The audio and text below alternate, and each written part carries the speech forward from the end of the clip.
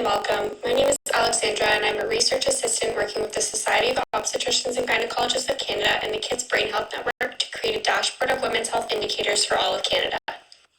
To date, Canada does not have a coordinated surveillance and reporting system for indicators of women's health. Existing data are sporadic and fragmented and often either incomplete or non-existent.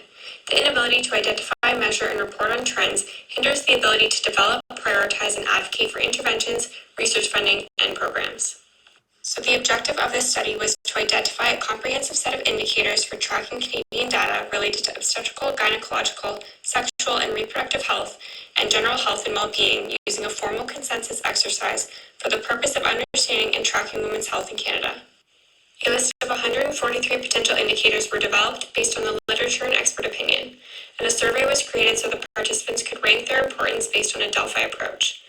A sample of 30 women's healthcare providers and 20 patients were invited to participate in the pilot study via email. When voting on indicators, participants were asked to consider several factors to guide their decision-making process. For example, is this indicator clinically meaningful to patients and healthcare providers? Is it possible to collect the data? And finally, will tracking this indicator allow for opportunities for change and improvement? 2 rounds of the standard Delphi methodology were completed. Data consensus for inclusion was set to greater than 75% agreement for agree or strongly agree on a Likert scale, and the participants were given 72 hours to respond for each round. After each round, responses were aggregated, analyzed, and called for redistribution. Descriptive statistics were used to calculate mean scores and standard deviations, and future analysis will explore differences between professions and healthcare providers and patients. As for the results, the completion rate was 57% for round 1 and 48% for round 2. Of the 143 potential indicators in the first round, consensus was reached on 124. 12 respondents participated in round 2, identifying 118 indicators as important for data collection, reporting, and surveillance.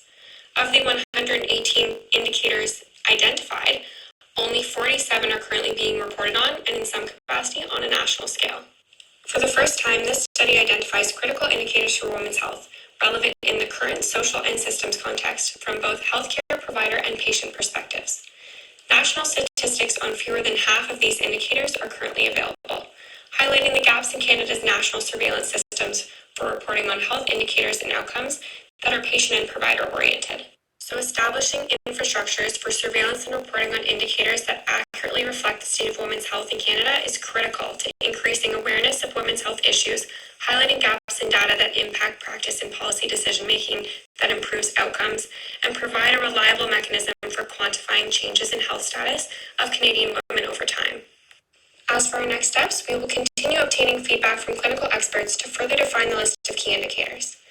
And we'll create an interactive online dashboard tracking indicators of women's health across the lifespan to provide an up-to-date clearinghouse for current statistics and reports.